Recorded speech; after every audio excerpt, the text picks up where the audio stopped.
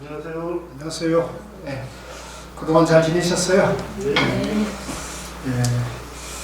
자, 그동안 그 훌륭하신 교수님들하고 공부를 잘 하셨으리라고 생각이 듭니다. 이제 오늘부터는 저하고 근본불교 사상 편을 이제 집중적으로 공부를 하는데 이제 저하고 세 번 하고 마지막 날 이제 원택 스님 모셔서 본문 듣는 시간을 이렇게 수요식으로 진행하죠. 자, 그러면 오늘 공부로 바로 들어가는데 이 교재로는 144페이지네요. 144페이지. 제가 그 소통방에서도 잠깐 말씀드렸지만 이 101법문이 다 중요한데 다 소중한데 이제 가장 그 중요한 대목이 어디냐 이렇게 말한다면 묻는다면은 이 근본불교 사상이 되겠습니다. 근본불교 사상.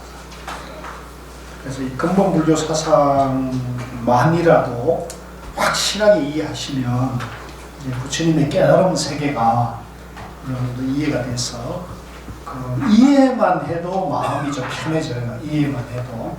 그래서 그런데 우리 불교는 깨달음의 종교이기 때문에 이해만으로는 안 되죠. 그 깨달은 이해를 통해서 정덕, 깨달음으로 가야 되는 거죠. 깨달음으로 간다는 것은 행을 이제 아는 것을 실천하는 그죠? 은행일치라고 하죠. 그걸 은행일치. 그래서 행이 이제 아는 것과 행이 하나가 되는 깨달음으로 가야 된다. 자, 143쪽에 보면 제1장이 중도대선언인데요. 이제 부처님의 깨달음이 무엇이냐 이렇게 누가 묻는다면 이제 저는 이제 중도라고 해요. 중도.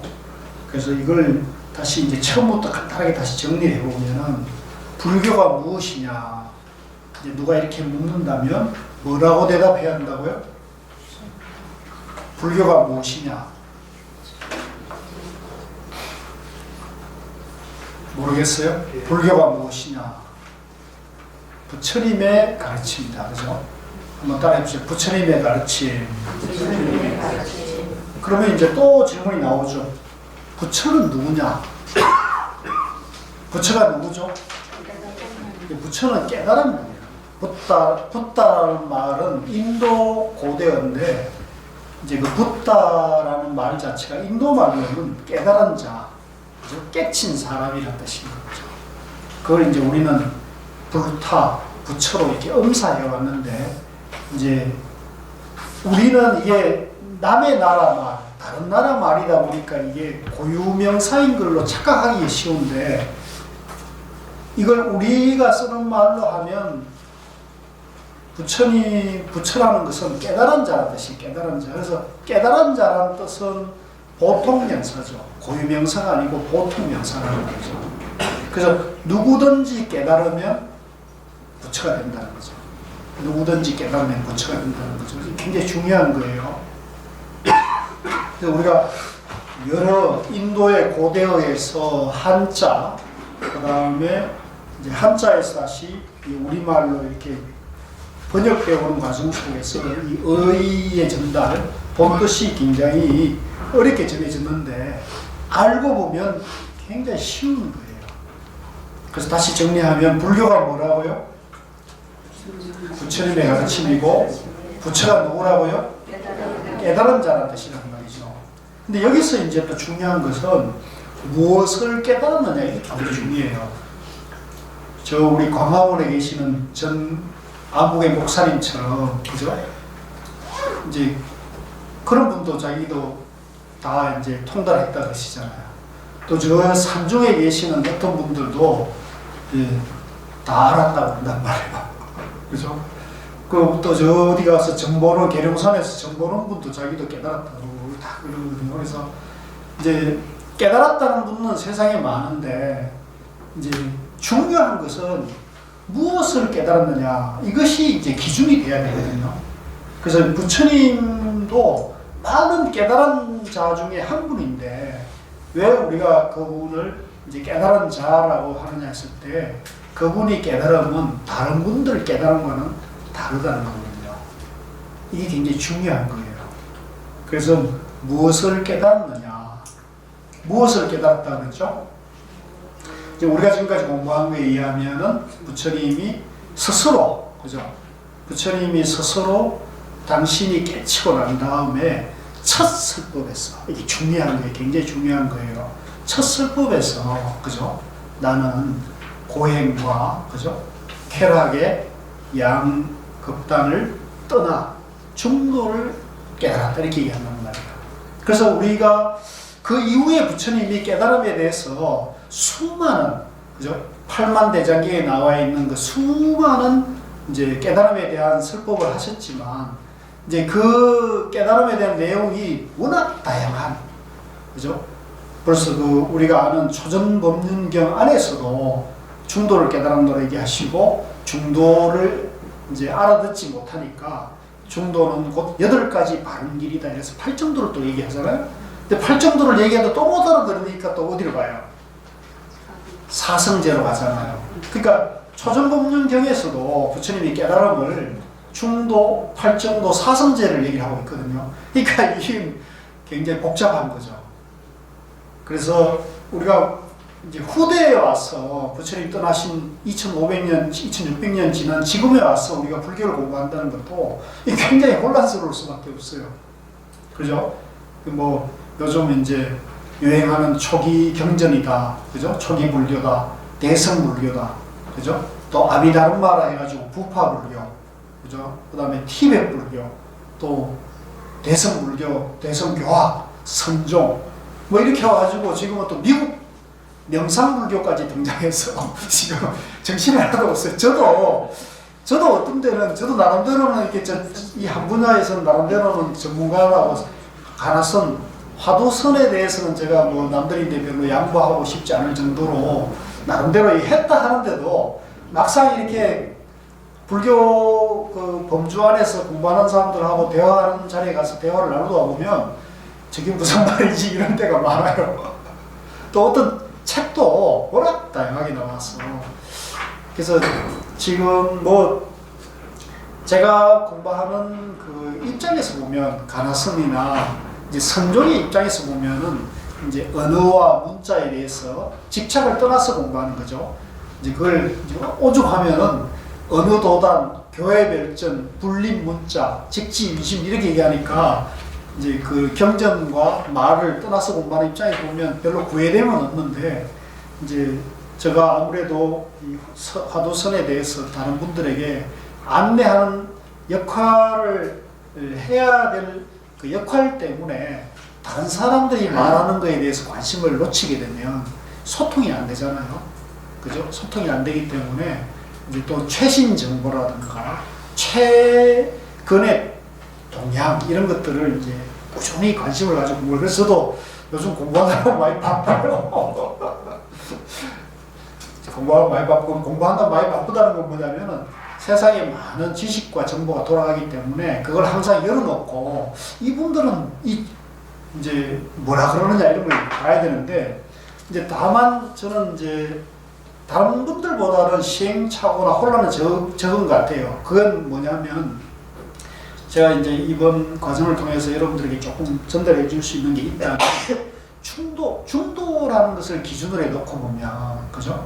중도라는 그 관점, 중도라는 부처님의 깨달음이 중도라는 기준을 딱 잡아놓고, 그 중도를 기준으로 보면은 초기경전, 초기불교, 또 부파불교, 아비담마, 또 중관, 유시, 또 티베트 불교, 또 대성교학인 뭐 천태, 화엄, 그 다음에 이제 선종, 또 목조, 선종 안에서도 가나선, 목조선, 또 최근에 이제 미국이 이제 참선과 명상의 영향을 받아가지고 마인드풀리스라는 그런 경향들, 이런 프로그램, 이런 다양한 이런 흐름들이 있는데, 중도라는 관점을 딱 가지고 보면은 그것을 모두 이렇게 회통할 수 있는, 그죠? 회통할 수 있는 안목이 생겨요. 그러면 그 모든 것들이 장애가 되지 않아요. 걸림이 되지 않거든요. 근데 이걸 이제 중도라는 근본 기준, 근본 불교를 세우지 못하고 각각의 이 사상과 종파를 이렇게 따라가다 보면 그 각각의 종파와 사상에 이제 심취해서 거기에 이제 자칫하면 그것만이 옳다 하는 견해에 이제 붙어버리면 그것과 다른 견해를 얘기하는 것을 받아들이기가 이제 쉽지가 않은 문제가 생기죠. 이거 이제 쉽게 받아들여야 되거든요. 옳고 그런 것이 분명하게 보여야 되는데 이제 그게 내가 익숙하지 않고 생소한 거면 자꾸 이렇게 밀어내려고 하는 경향들이 생기는 거야. 내가 안 배운 거다. 내가 안 배운 거다. 저거는 나하고 관계없는 거다. 이렇게 하기가 쉬운데 중도만 알면은 안 배우고 배우고가 상관이 없어요. 옳고 그름도 상관이 없어요. 중도만 알게 되면 옳고 그름이나 이제 있다 없다나 안다 모른다나 이런 것도 상관없이 모든 것을 포용하면서 이제 바른 안목을 세울 수 있는 그런 기준이 되거든요. 그래서 그 얘기를 이제 앞으로 3주 동안에 한번 집중적으로 하는데 제 개인적인 얘기를 하게 되면 아무래도 이제 그 개인 얘기가 되기 쉽지만 이제 성철 스님이 대일본문에서 당신이 이제 많은 경전과 이제 선어록을 보시고 또 당신의 또 탁월한 체험을 바탕으로 해서 이걸 딱 정리해 놨기 때문에 이제 우리는 좋은 교과서를 갖고 있다 이렇게 보는 거거든요. 그래서 제가 늘 말씀드리면은 그래도 저는 성철 스님 뒤에 불교인이 된 게 불자가 된 게 복이 많은 거예요. 성철 스님 앞에 있었으면 이런 책을 못 봤을까, 이렇게 쉽게 정해놓은 책을 못 봤을 거란 말이에요.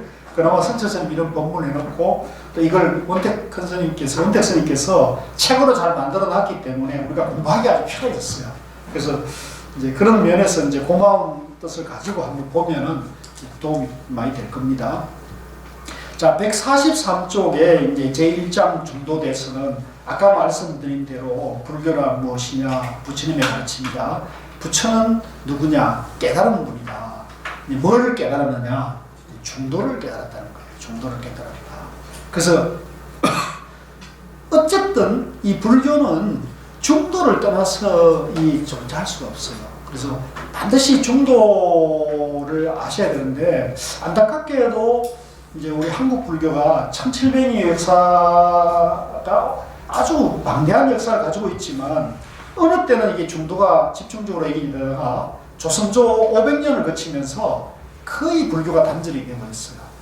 그래서 읍불 시대를 거치면서 불교의 수준이나 수행이나 어떤 지식의 안목들이 굉장히 이게 실추가 돼가지고 굉장히 그러다 보니까 불교의 정통 어떤 맥들이 거의 단절된다시피 했고요. 그다음 일제강점기를 거치면서 그나마 이제 봉암사 결사나 또 성단 정화 또 그 이후에 이제 해임 총림 같은 것이 등장하고 백일법문 이렇게 해서 이제 선성들이 일어나면서 이제 불교가 다시 지금 저는 불교가 그런 면에서 한국 불교가 재건 다시 중흥의 과정에 있다 이렇게 봐도 좋을 것 같아요.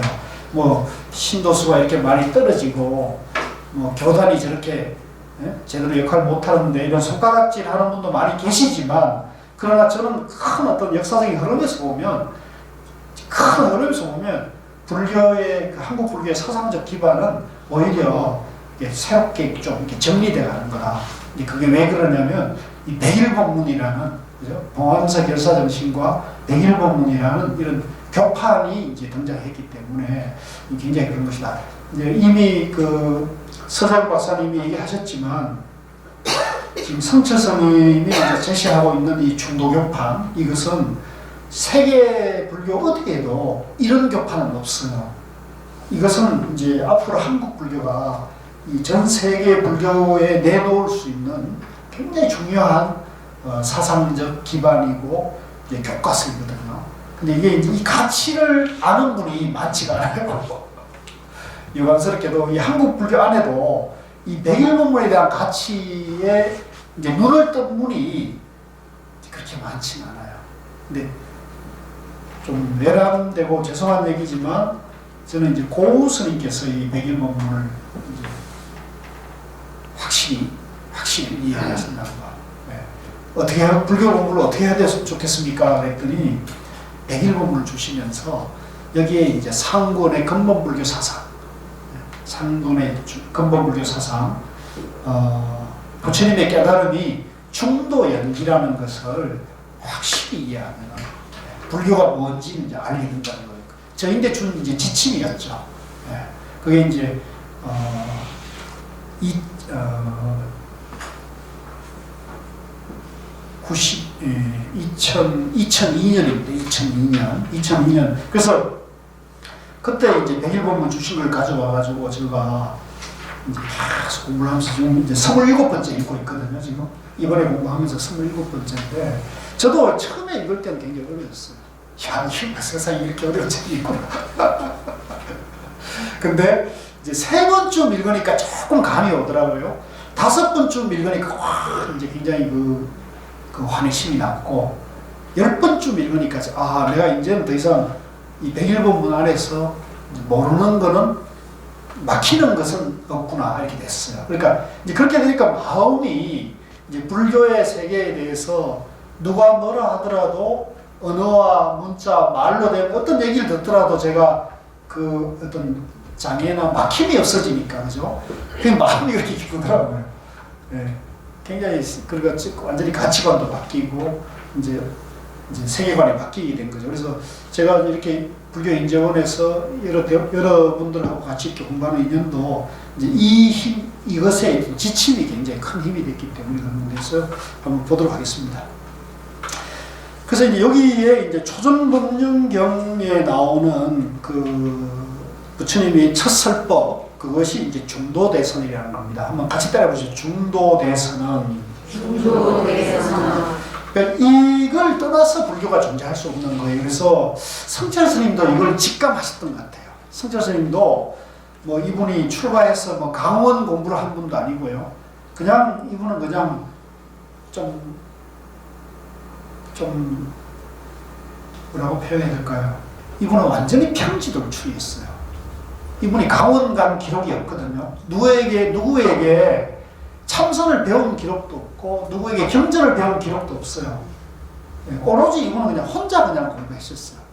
그래서 오죽하면은 제가 늘 그 참선 입문반 공부하러 가신 도반님들하고 꼭 입문 화두를 바꾸는 그 지리산 대원암 산청 대원사에 가가지고 탑전이라는 데 가면은 성철 스님이 이제 우리처럼 머리를 기르고 이제 책에서 화두 드는 법을 혼자서 보고는 무자 화두를, 서장에 나온 무자 화두를 잡지에 나온 걸 보고 화두를 한번 나도 해봐야겠다 해가지고 화두를 들기 시작했는데 혼자서 42일 만에 그 무자 화두가 동정일의가 되더라는 거예요. 혼자서 화두를 들었는데 42일 만에 딱 동정일의를 체험했다는 거예요. 그게 딱 체험이 그냥 돼버리니까 이분은 체험이 된 거잖아요. 이 체험은 이 지식하고는 다른 거예요. 그죠? 지식이라는 것은 금강산에 저기 있다. 갔다 온 사람이나 금강산 책을 본 사람이 금강산이 이렇게 됐다는 얘기를 들어서 이해한 거고, 체험은 뭐냐면 금강산 직접 가본 거예요.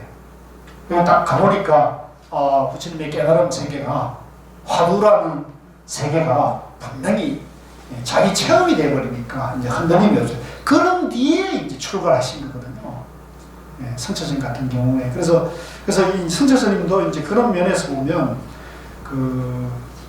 이제 상당히 몸부림을 쳤던 거고, 그 몸부림의 결과물이 이 책이라 이렇게 보시면 되는데, 그래서 당신도 불교에 대해서 상당히 많은 혼란과, 그죠? 방황이 있었던 것 같고, 그 혼란과 방황 속에서 당신이 이제 정리해놓은 본문이 이제 백일본문이다. 그래서 백일본문은 앞에 나오지만 불교란 무엇이냐에 대한 성철스님의 답이에요. 근데 그 답을 당신의 개인적인 의견, 사견을 얘기하는 게 아니고 경전 속에서 가장 부처님이 근본되는 얘기가 뭐냐는 걸 찾아낸 건데, 그래서 그래서 이제 우리가 여기서 저는 놀랍다고 보는 것이, 이 중도대선에 보면 맨 처음에 남전대장경 북전대장경 이렇게 해서 이제 우리 불교 역사가 남방으로 전해지는 팔리어, 산스크리트어 경전이 있고 그 다음에 티베트로 이렇게 통해 가지고 실크로드로 이렇게 넘어오는 북전 한역 대장경이 있단 말이에요. 그러니까 이게 같은 면도 있지만 또 다른 면도 있거든요. 그러니까 이렇게 되다 보니까 그동안은 이제 지리적인 한계로 인해 가지고 이게 소통이 안 돼서 각각이 불교를 해왔다고요. 그런데 이제 21세기, 20세기 후반기에 들어서면서 남전대장경을 알게 된 거죠. 그래서 그 일본 같은 데서 남전대장경이 번역돼 들어오고 이러니까 성처스님 당시에 사람들을 보내가지고 그 남전대장경을 다 구해서 당시는 이제 한문이 익숙한 분이니까 한역대장경과 남전대장경을 비교해서 초전법륜에 부처님의 처설법이 뭔지를 갖다 정리해 놓은 거예요. 굉장히 중요한 거예요. 성처스님 굉장히 성갑자죠. 그죠? 근본이, 부처님의 근본 설법이 뭐냐를 갖다가 추적해서 그걸 묘하게 근거를 가지고 얘기하거든요. 그래서 성철스님 법문에는 철저하게 근거를 가지고 하기 때문에 저는 어느 정도는 우리가 신뢰할 수 있다고 봐요. 그래서 이번에 이제 제가 서울불교대학원대학교의 정준영 교수님을 모시고 이제 가나스과 이빠사나 수행자의 대화를 라는 시간도 만들고도 이제 그분을 만나서 대화를 해보니까 그분은 이제 초기 영전 전공자이고 위파사나 수행자임에도 불구하고 이제 선에 대해서 화두선에 대해서 이제 열려 계시고 또 같이 공부에 대해서 논의를 하려고 하신 열려 있는 자세를 제가 보고 저 역시도 마찬가지입니다. 저도 이 백일본문을 보면서 이제 저는 비록 화두선을 하고 중도 공부를 하지만은 초기 경전이 중요하다는 것에 대해서는 이의가 없거든요. 그래서 초기 경전 전공자들이 이 중도에 대해서 어떻게 얘기하고 계시나 이런 것들에 대한 관심이 있어서 한번 모시게 됐습니다. 여러분들에게 혹시 도움이 됐는지 모르겠어요. 아마 잘 하셨으리라고 생각이 듭니다. 자, 그래서 여기 이제 초기 초정법륜경에서 나오는 그 남전대장경에 이제 초정법륜에 대한 이 말씀을 몇 군데 나눠져 있어요. 저도 이제 저는 팔려를 모르니까 그거 번역한 걸 가지고 살펴보는데 번역한 걸 가지고 살펴보니까 거의 큰 한역과 의미는 거의 같아요. 이제 표현이 차이는 있는데 제가 봤을 때는 큰 문제 되는 건 아니에요. 그래서 어쨌든 여기서 우리가 부처님이 중도를 깨달았다는 거죠. 이걸 이제 명확히 알아야 되는데 이 중도를 좀 이해하셨습니까? 시험 봐도 되겠습니까? 아니요. 이해가 좀 어려워요. 이해 진짜 어려워요. 그래서 이 오비구도 이 다섯 수행자도 부처님이 나는 중도를 깨달았다 그러니까 이분들도 어지간히 공부한 분들인데도 중도 보니까 이게 무슨 소리지 이렇게 어리둥절한 것 같았어요. 그러니까 이제 부처님이 중도라 곧 8가지 바른 길이다 이렇게 얘기하는 거죠. 이제 중도를 설명하는 거죠. 그래서 여기 이제 중도를 설명해주면 8가지 바른 길이 쉬워요, 어려워요? 이건 더 어렵죠. 중도도 모르겠는데 8가지 또 그죠? 정견, 정사용 이렇게 얘기하니까 이건 또 더 어려운 거예요. 그래서 그렇지만 어쩔 수 없어요. 그렇지만 중도, 팔정도 그죠? 이걸 공부하지 않을 수 없는 이 키워드랄까 그죠? 이 관문을 열지 않고서는 이 관문을 통하지 않고서는 깨달음의 세계로 갈 수가 없는 거예요. 그래서 제가 보니까 다른 세계 어느 경전 어록보다도 저는 이 백일법문이 이 중도와 팔정도에 대해서 잘 자세하게 또 부처님의 그 말씀 남전대장경과 한역대장경 그 다음에 논설을 갖다가 싹 모아다가 성찰선이 이렇게 딱 정리를 했기 때문에 오히려 우리인들은 공부하기 좋다. 우리말로 지금 돼 있잖아요. 그러니까 오히려 우리는 공부하기 좋아요. 이게 이제 영역대 갔을 때는 어떨지 모르겠어요. 지금 이제 영역도 하고 계신다는데 앞으로 이제 이런 것들이 알려지게 되면 이제 서양 쪽에 훨씬 더 이 관심을 가질 거라고 저는 보는데요. 자, 그래서 이제 아까 다시 정리하자면 불교란 무엇이냐? 부처님의 가르침이다. 부처는 누구냐? 깨달은 분이다. 뭘 깨달았느냐? 중도를 깨달았다. 그러면 중도란 무엇이냐? 뭐예요, 중도가? 저는 이제 참선 입문 과정에 공부하러 오신 분들에게 중도란 무엇이냐 그러면 그 외우라 그러거든요. 뭐라고 외우라 그러는지 아시죠? 뭐죠? 중도가 뭐예요? 대립하는 양극단에 집착하지 않고 그 가운데도 집착하지 않는 자리, 이렇게 표현하는 거예요. 이게 이제 수타니파다라는 이제 초기경전에 나오는 얘기예요. 초기경전에 중에 대해서 설명했는데 그게 대립하는 양극단에 집착하지 않고 또 가운데도 집착하지 않는 것을 말하는 거거든요. 이게 이제 중도라는 거예요. 근데 이제 요 표현은 그런데 이게 이제 이 말로 이해되는 건 아니에요. 그러니까 여러분들이 어쨌든 간에 이렇게 표현되고 있는 말을 우리 마음 가운데서 확실히 이해 또는 체험하는 것이 굉장히 중요하다. 이렇게 말씀드릴 수 있고요. 자, 그런데 이 8가지 길을 하나하나를 다 공부하려면 이게 또 복잡하잖아요. 그래서 맨 앞에 나오는 8가지 중에 맨 앞에 나오는 게 뭐죠? 정견이잖아요. 정견. 이제 148쪽에 위에 보면은 먼저 정견은 바른 견해, 즉 올바른 세계관과 인생관을 말하는 것이니 요컨대 불교의 진리인 영기와 사제나 중도에 대한 지혜를 갖추는 것입니다. 요걸 밑줄 그으십시오. 요겁니다. 요거. 바른 견해. 이제 우리가 불교를 공부를 하는데 어차피 팔만대장경을 다 공부할 수는 없단 말이에요. 그러니까 정견을 세워야 되는데 정견은 뭐냐 할 때 바른 견해라는 거죠. 그 바른 견해는 뭐냐? 올바른 세계관과 인생관을 말한다. 그러니까 즉 내가 불교를 공부하고 또 부처님의 지혜에 의지해서 이 세상을 살아가는데 바른 세계관과 바른 가치관을 세우는 게 정견을 세우는 거예요.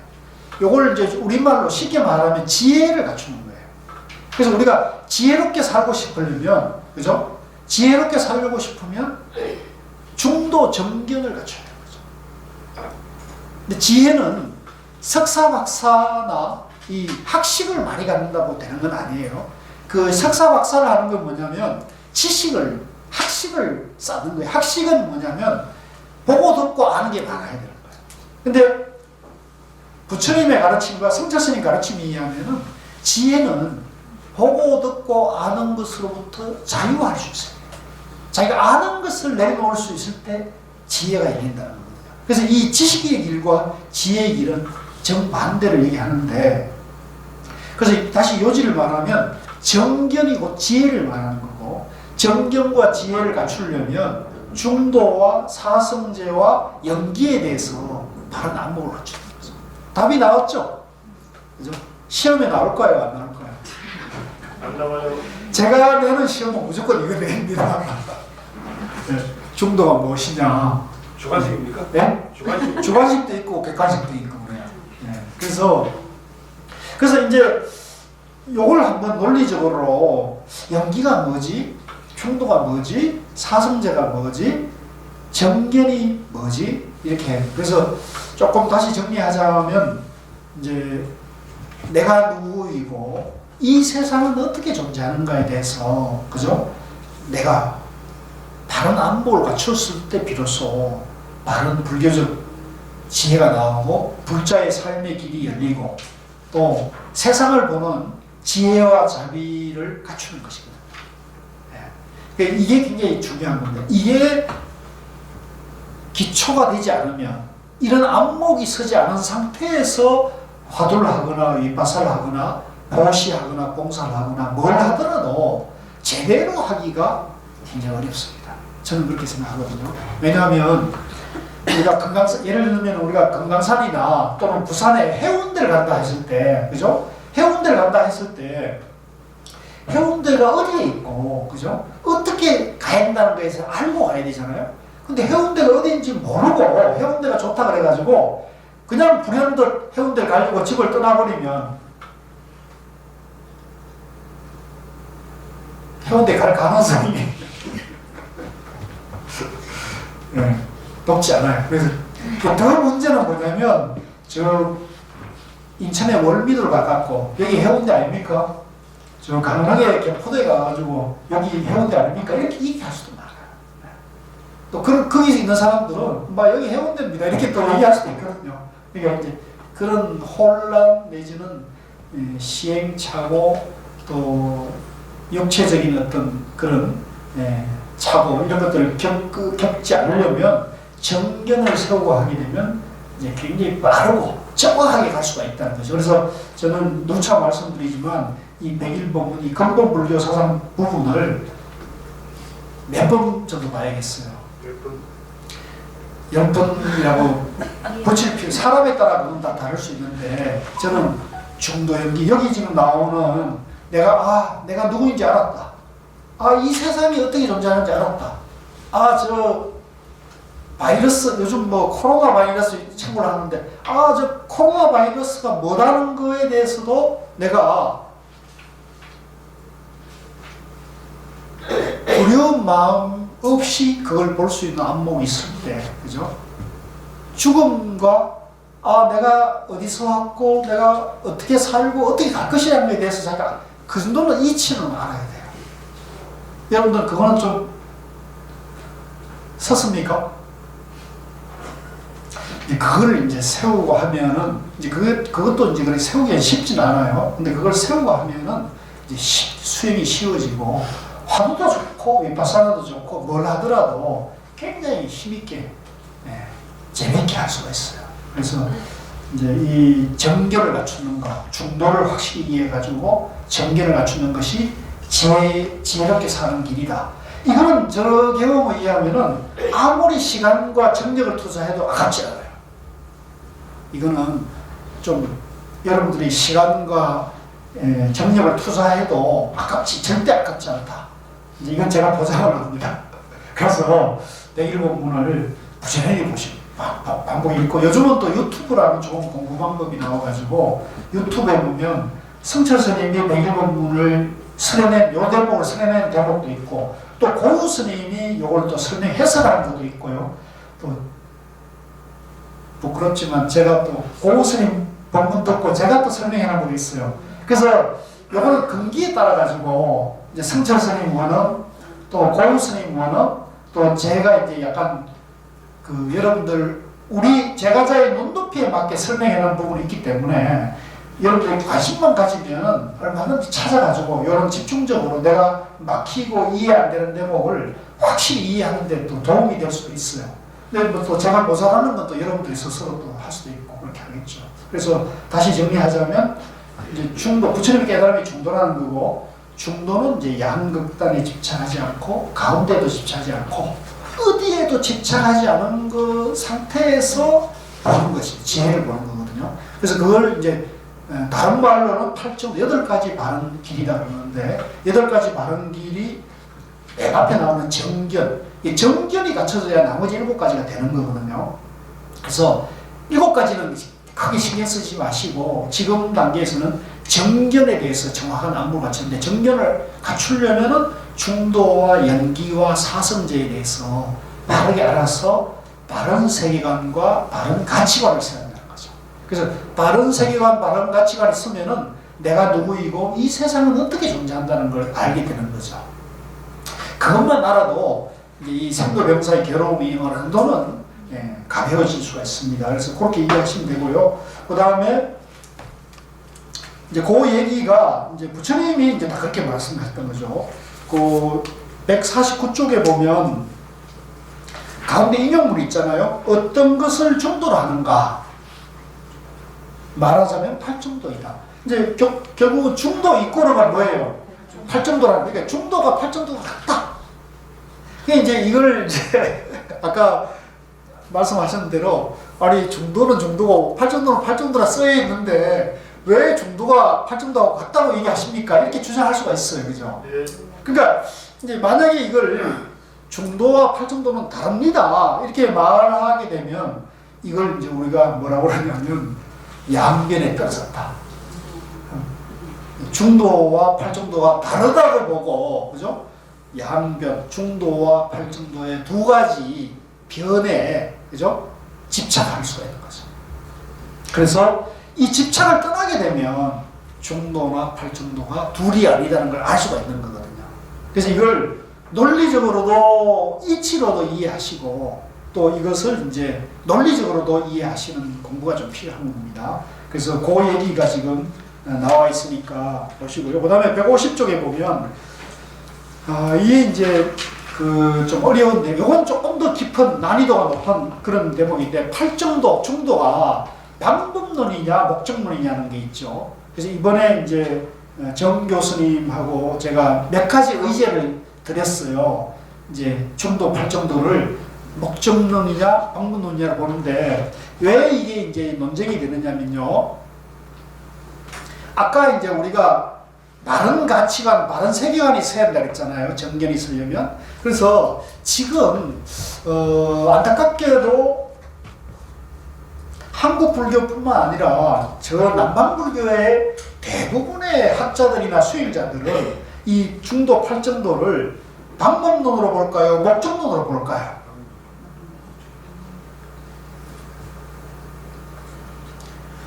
우리 정 교수님은 뭐라고 설명하시던가요? 방법론으로 설명하죠. 제가 본 남방불교 연구자들이나 수행자들이 이 중도, 팔정도를 목적론으로 설명하는 분 한 번도 못 만났어요. 어떤 책도 그런 건 없어요. 다 방법론으로 설명하시거든요. 근데 성철 스님은 여기서 뭐라고 그러셔요?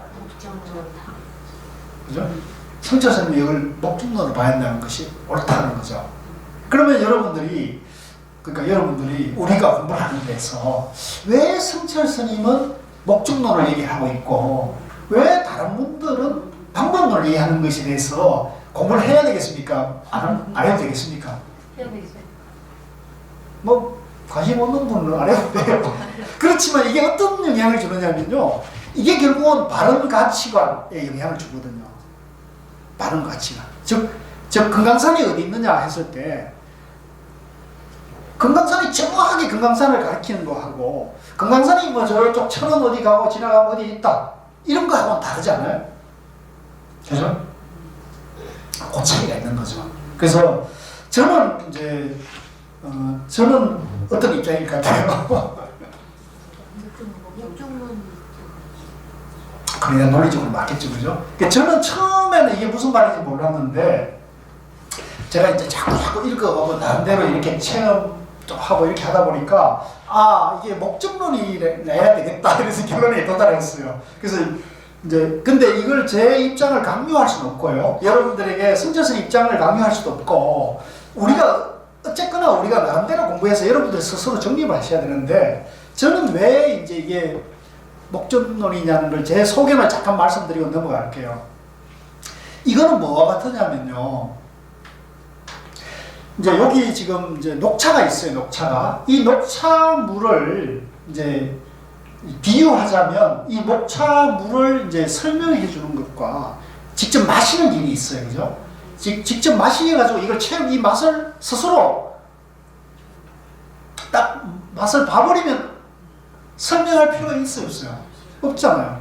그러니까 이게 이제 내가 체험이 돼가지고 이걸 안 거죠. 근데 이 맛을 아직 체험하지 못한 사람들에게 이걸 설명을 해서 이게 정말 좋다고 알려주려면 어떻게 해야 돼요? 이 맛을 설명을 해야 될 거 아닙니까? 그죠? 그러면 이걸 체험하지 못한 사람들에게 이 체험한 맛을 설명하려면 불가피하게 방법론적 요소가 들어갈 수밖에 없잖아요.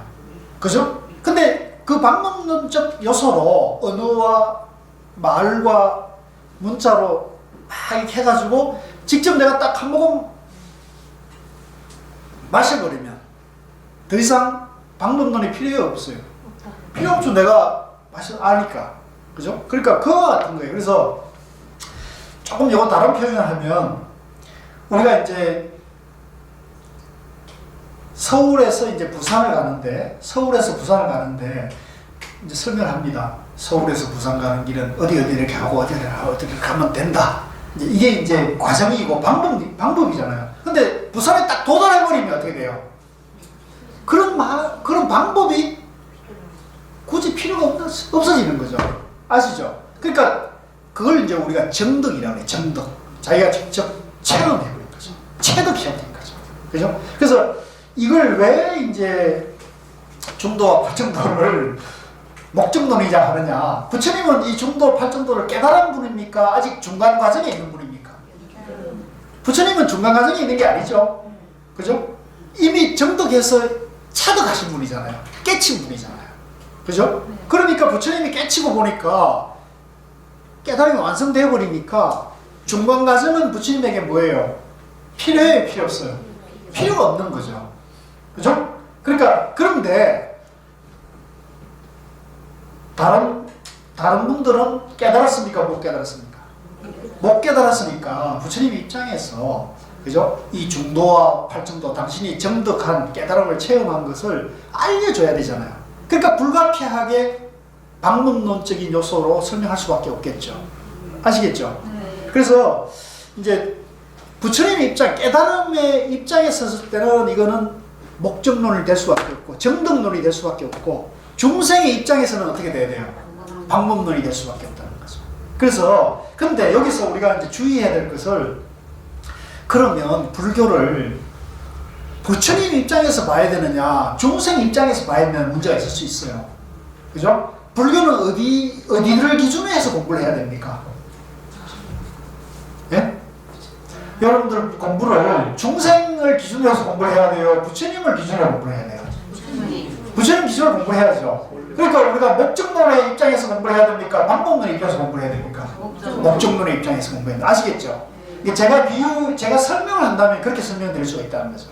아시겠죠? 그래서 성철 스님도 여기 친절하게도 목적론이 맞는데 가치관이 전도된, 그죠? 본말이 전도되고, 그죠? 혼돈에 빠져 있는 입장에서 왔을 때면, 그죠? 방법론적 요소도 의미가 있으니까 이제 그것도 방편으로 쓸 수 있다는 거예요. 근데 여기서 주의해야 돼요. 근데 그게 방법론이 옳은 법으로 이해하게 되면 어떻게 되겠어요? 깨칠 수 있겠어요? 못 깨쳐요? 그러면 깨칠 수가 없어요.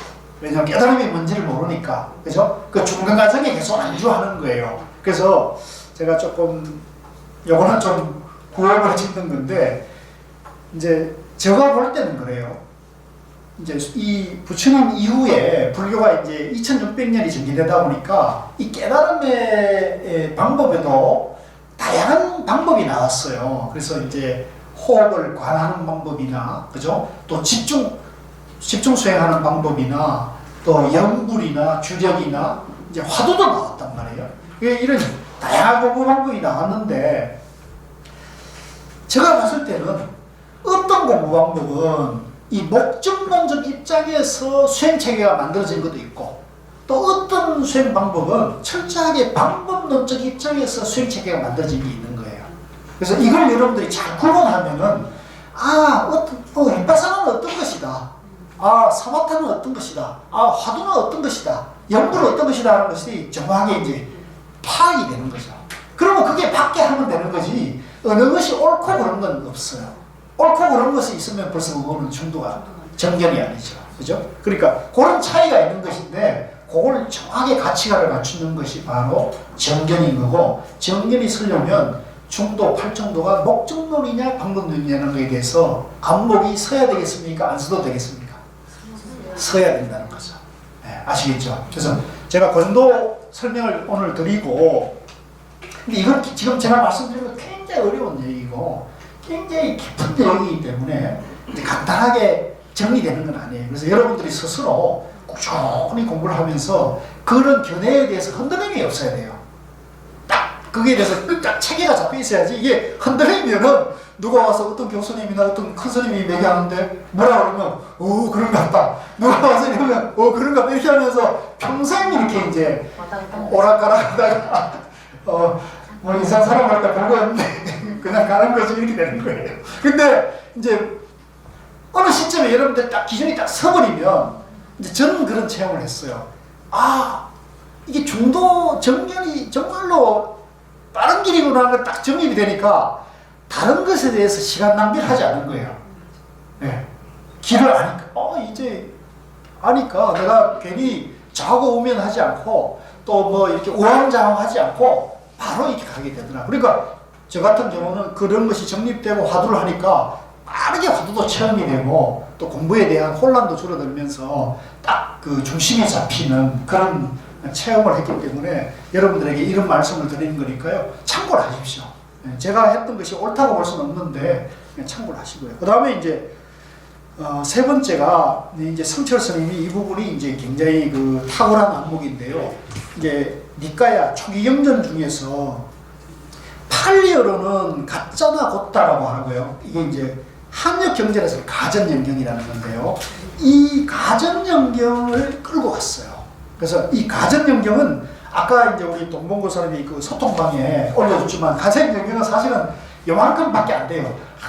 한 페이지 정도밖에 안 돼요. 짧은 경전이에요. 짧은 경전인데 이 짧은 경전이 바로 중도와 연기의 관계를 간단하게 부처님이 설명했기 때문에 우리가 지금까지 중도 입구를 팔정도 했잖아요. 그죠? 그러면 중도와 팔정도는 같다. 그러면 중도와 팔정도와 연기는 어떤 관계인가에 대해서 관심이 있잖아요. 근데 여기 보면은 가전연경에 보면은 중도와 연기가 같은 것이라고 설명을 하고 있거든요. 그러니까 이걸 정확하게 이런 본문을 해놓은 것은 가전연경밖에 없어요.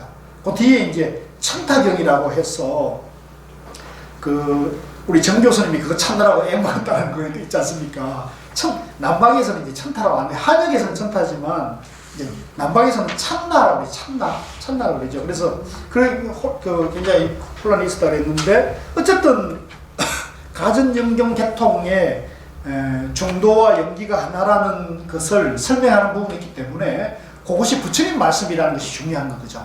그래서 이제 그 부분에 대한 얘기를 이제 말씀드린 건데 그거는 워낙 중요하니까 잠깐 한번 보겠습니다. 151쪽에 1 남전 가전연경이 있죠. 예, 찾았습니까? 예, 같이 한번 천천히 읽읍시다. 가전연이 세종께 여쭈었다. 정견이라는 어떤 것입니까? 가전연아 이 세간은 다분히 유와 무의 양극단에 의지되어 있다. 정해로서 여실히 세간의 집을 관하는 자에게 이 세간의 무가 아니다. 정해로서 여실히 세간의 멸을 관하는 자에게 이 세간은 유가 아니다. 이 세간은 다분히 방편에 취착하여 개교하여 사로잡힌다. 성스러운 제자는 이 마음의 의처에 집착하거나 개사되어서 안하고 사로잡히지 않으며 착하지 않으며 주하지 않고 고가 생하면 생한다고 보고 고가 멸하면 멸한다고 보아 미혹되지 아니하고 의심하지 아니하며 타에 의지하지 않고 지가 생하니 이것이 정견이다. 자 여기까지가 이제 정견을 설명하셨어요. 그죠? 아까 제가 중도 입고로 팔정도 했고 팔정도 입고로 정견이라고 했어요. 그죠? 그럼 여기까지에 대한 설명이 아주 부처님이 지금 조금 어려운 한자로 되어 있긴 하지만은 이게 지금 자세하게 설명하는 거예요. 그래서 여기서는 고와 멸, 그죠? 고와 멸에 대해서는 괴로움이 생하면 생한다고 보고 멸하면 멸한다고 보아 집착하지 않고 머물지 않으면, 그죠? 바로 그것이 정견이라는 거죠. 그래서 정견이 곧 중도를 말하는 거예요. 중도를 말하는 건데 이 중도 정견을 또 다른 말로 여기서 보면 지혜가 일어난다. 지혜가. 그죠? 그러니까 여기서 부처님이 하신 말씀 다 하고 있는 거고요. 그 뒤에 이제 어려운 말이 뭐냐면 10연기를 좀 말하고 있어요. 12연기를 설명하고 12연기로 설명하는 거거든요. 근데 여기서 12연기를 또 설명하면 여러분들이 또 헷갈릴 것 같아서 이거는 저는 그렇게 생각합니다. 12연기를 12가지가 있는데 이걸 다 하나하나 공부하면 또 이게 머리가 복잡해져요. 그러니까 연기는 이렇게 보시는 게 좋아요. 이것에 의지해서 저것이 있고 저것에 의지해서 이것이 있다. 이렇게 마무리는 돼요. 아시겠어요? 12가지 막 이걸 외우고 뭐 이해하고 의미를 그러려고 하는 것은 제가 봤을 때는 그럴 만한 가치는 없다. 그냥 12연기가 전부 이 세계의 생멸을 해소하는 지혜를 일으키는 12가지 요소로 설명하는 건데 그 12가지 요소는 간단하게 말하면 이 세상 만물이 전부 서로서로 의지에 있다 이렇게 보면 돼요. 그러면 간단한 거예요. 그래 하나로 딱 정견이 되는 거예요. 근데 이걸 지금 이제 특히 남방 쪽에서나 교리 공부하는 데서는 이걸 외우게 하고 막 복잡하게 이렇게 하는데 제가 봤을 때는 그거는 좀 너무 교리 위주의 공부고 저는 좀 쉽게 가는 것은 일체 만물이 연기다. 일체 만물이 연기다 이렇게 말하면 좋다. 그래서 이제 그렇게 보게 되고요. 그 다음에 이제 153쪽에 넘어오면요. 153쪽에 보면 153쪽 위에서 5번째 줄에 보면 변견이란 편견입니다. 있죠? 그걸 밑줄 그으십시오. 변견이란 편견입니다. 그러니까 정견의 반대가 변견이고요. 변견과 같은 말이 편견이에요. 그래서 우리가 이제 일상생활을 하다 보면 저 사람은 편견이 있다. 저 사람은 치우친 견해를 가지고 있다. 요새 우리나라에 치우친 견해가 잘 많잖아요. 그죠? 맨날 TV에 나와가지고 무슨 여는 야를 보고 막 그러고 야는 또 여를 보고 막 뭐라 그러잖아요. 특히 저 광화문에 가면 그 광화문에 태극기 들고 오는 건 난 이해하는데 왜 미국 성조기하고 이스라엘기는 왜 들고 나는데요? 성조기하고 이스라엘기는 왜 들고 나는데 진짜 한번 묻고 싶어. 그러니까 그건 지금 이제 이 시대가 조금 더 극단화되고 있는 것 같아요. 양변에 이제 변경과 편견에 치우친 거죠. 그러다 보니까 그러니까 여기서 부처님 이제 남방불교 또는 초기경전 공부하신 분들이 주장하는 말씀을 들어보면 중도라는 것을 이제 이 성철 스님이 보시고 성철 스님이 보신 모든 불교의 근본이 중도라고 보는 그 강조점과 달리 지금 남방의 위파사나 공부하는 분들이나 초기경전 공부하는 분들은 중도를 그렇게 중요하시지는 않은 것 같아요. 요 차이는 또 있어요. 요 차이 있는데 그러면 남방에서는 뭘 중요시하느냐? 팔정도와 사성제, 사명처를 중요시하죠. 그죠? 근데 그래서 이제 저도 그 남방 공부하시는 도반들도 있고 스님들 이런 분들이 있는데 팔정도를 중요시하면서 중도에 대해서 중요시하지 않는다. 이러면 이게 성립됩니까? 안 됩니다. 이게 이런 문제가 있는 거죠. 그래서 이제 제가 말씀드린 것이 옳다고 하는 건 아니에요. 그러니까 제가 봤을 때는 적어도 성철 스님이 봤을 때는 중도 이꼬르 뭐예요? 팔정도잖아요. 그러니까 팔정도 이꼬르 연기라고 한다면은 그죠? 이게 그림이 없어요. 교리나 논리나 이치가 그림이 있으면 안 되거든요. 그래서 이제 만약에 팔정도와 중도가 다르다거나 이렇게 되면은 이제 제가 봤을 때 그건 잘못하면 변견에 빠질 수 있다는 거죠. 그래서 지금 그 얘기를 하는 거예요. 그래서 여기서도 초전법률에서 고와 낙으로 양변을 말씀하셨는데 그것은 그 당시에 5 비구가 고행에 너무 집착하기 때문에 그렇게 하신 것입니다. 여기에서는 정견을 근본적으로 깊게 설명하기 위해서 세간의 일체 견해의 근본이 되는 유화물을 들어 말씀하셨습니다. 자, 요 얘기는 뭐냐면요. 이제 지금도 남방에서 공부하신 분들이 가끔은 이 초전법륜경의 중도를 설명할 때 그것은 부처님이 말씀하신 중도라는 것은 그 당시 고행주의자들이 지나치게 고행에 집착했기 때문에 또 쾌락에 집착해 있는 사람들에게 쾌락에 집착해 있는 시대적으로 경종을 울리기 위해서 중도를 말씀하신 것이지 중도는 그렇게 깊은 뜻이 있는 것이 아니다고 하는 분들이 계신 거예요. 근데 성철스님이 보시기에는 그게 아니라는 거죠. 그 당시에는 그 상황 때문에 그렇게 말씀하셨지만 이 중도라는 것은 전체 우주 만물의 존재 원리이기 때문에 부처님이 깨달은 근본이 중도라는 거죠. 그래서 이것은 시대 상황과 관계없이 항상 영원불변한 진리라는 거죠. 그래서 그렇게 본다면 우리 시대에 와서 이 중도로 정견을 세우면 저 태극기나 이스라엘기나 성조기를 들고 있는 사람이나 또 촛불을 들고 있는 사람이나 그것만이 옳다고 하면은 양변입니까? 정견입니까? 그렇게 되면 그건 양변이 되는 거죠. 즉 자기가 뭐 태극기나 성종이나 이스라엘을 들고 있더라도 촛불을 드는 사람도 인정하고 그런 견해에 대해서 나하고 생각은 다르지만 저런 견해에 대해서 존중할 수 있는 마음이 열려 있어야 됩니까? 없어야 됩니까? 열려 있으면 그 사람이 정견이 있을 수 있는 거죠. 반대로 촛불을 드는 사람도 그죠? 성족이나 무슨 이스라엘을 들고 태극기를 드는 사람들도 그걸 존중하고 그런 견해에 대해서도 인정해 줄 수 있을 때 비로소 중도 입장에서 촛불을 드는 거죠. 그렇게 돼야 되는 거예요. 그러면 우리가 이제 지혜를 갖추는 거죠. 그래서 이런 것이 비단 제가 좀 극단적인 정치적인 사례를 들었습니다만은 우리 일상생활에는 이런 일이 굉장히 많잖아요. 그죠?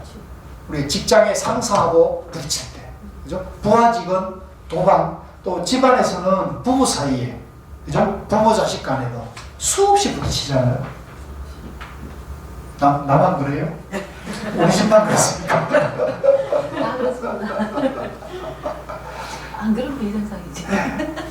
그래서 집 가정이든 사회든 직장이든 그죠? 이 우주 인간이 사는 곳은 이런 문제가 항상 이렇게 마련됩니다. 항상 대립과 갈등이 있는 거죠. 그래서 이 문제 때문에 부처님이 출발하신 거고, 그죠? 이 중도를 깨달아서 이 생로병사의 괴로움을 해탈하기를 찾은 거거든요. 그러니까 이게 중도가 단순하게 고행과 쾌락주의 때문에 그런 걸 전혀 기회가 아닌 거죠. 네. 아시겠죠? 그래서 이제 다시 한번 정리하자면 이 중도가 얼마만큼 중요하냐면 중도, 부처님이 깨달은 중도가 내가 이치로라도 이해해가지고 정견이 서게 되면 내가 지혜가 열린다는 거죠. 지혜가 열리면 가정이나 직장이나 사회생활 하는데 굉장히 지혜로운 사람이 될 수가 있죠. 좋겠습니까? 안 좋겠습니까? 이게 이제 불교의 지혜고 부처님 말씀하신 지혜거든요. 근데 우리 한국 불교나 세계 불교가 이런 지혜를 지금 공부하고 있습니까? 안 하고 있습니까? 이렇게 안 하고 있잖아요. 그러니까 불교가 어려운 거고 불교를 수행하는 사람들이 지혜로운 사람이 될 수 있어요? 아니면 그냥 명목적으로 하는 겁니까? 네, 그렇게 되는 거예요. 오히려 불교를 수행하는 것이 손가락질을 당하고, 그죠? 비판, 지적질을 당하고 있는 거죠. 그러니까 우리가 바른 지혜를 가지면 그런 고통에 빠지고 괴로워하고 싸우는 사람들을 평화롭게 하고 화합시키고 바른 길로 인도를 해야 되잖아요. 그죠? 평화의 길로 인도를 해야 되는데 그러지 못하는 것은 바로 우리가 바른 부처님 법을, 바른 부처님의 지혜를 지금 공부하고 있지 못한 것이다. 그래서 이제 누구를 잘잘못을 따지기보다는 일단 우리가 바른 부처님의 중도 법에 대해서 바른 공부를 하지 않으면 방법이 없어요. 대안도 없고. 그래서 우리는 저는 불교행제원에서 이렇게 어렵게 추울 때 코로나 바이러스가 창궐해가지고 지금 뭐 전부 그냥 도문불출하는 시대에도 우리가 왜 이렇게 모여서 공부하느냐면 이 중도가 정말 나를 행복하게 하고 나를 지혜롭게 하고 또 세상을 밝혀나가는데도 이제 이 길이 가장 저는 수승하고 가치가 있기 때문인 거죠. 아시겠죠? 네. 뭐 제가 뭐 다 안다는 건 아니고요. 이제 저는 그렇게 생각이 됩니다. 그래서 좀 쉬었다 하시죠. 예, 수고하셨습니다.